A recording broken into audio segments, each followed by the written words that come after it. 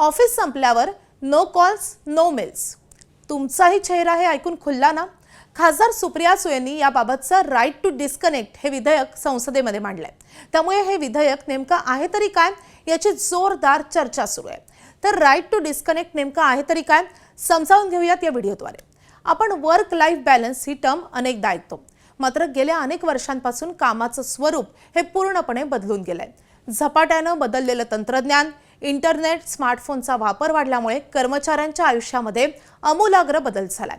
खास करून कोरोनाच्या काळामध्ये अनेक कंपन्यांनी वर्क फ्रॉम होम सुरू केल्यानं घरी राहूनही काम करणं एकदम सवयीचं झालंय. आणि त्यामुळेच घरी गेल्यावरही बॉसचे फोन येणं, मेलला उत्तर देणं, ग्रुप कॉल्स अटेंड करणं या गोष्टी कामाचाच एक भाग झाल्यात. पण सततच्या कामाच्या ताणामुळे मानसिक आणि शारीरिक ताण वाढल्याची उदाहरणं दिसत आहेत. आणि यावरच युरोपमध्ये सगळ्यात आधी मोठं पाऊल उचललं गेलं. फ्रान्सनं सगळ्यात आधी हा ऐतिहासिक कायदा अंमलात आणला आणि त्यानंतर Spain, Italy, Portugal, Ireland, Belgium आणि अगदी गेल्याच वर्षी ऑस्ट्रेलियानं त्यांच्या देशातल्या कर्मचाऱ्यांसाठी राईट टू डिस्कनेक्ट कायदा लागू केला.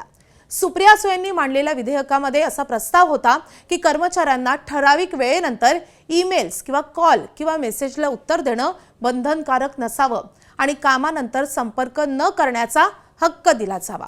सोबतच जे कर्मचारी या कायद्याचं उल्लंघन करतील त्यांच्या पगाराचा 1% दंडही वसूल केला जावा.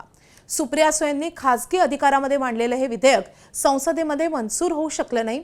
मात्र या निमित्तानं राईट टू डिस्कनेक्ट बाबत चर्चा सुरू झाली हे मात्र नक्की. तुम्हाला याबाबत नेमकं काय वाटतं? भारतातही राईट टू डिस्कनेक्टची गरज आहे का? तुमची मतं कमेंट करून नक्की मांडा आणि अशाच महत्त्वाच्या व्हिडिओसाठी पाहत राहा ABP माझा.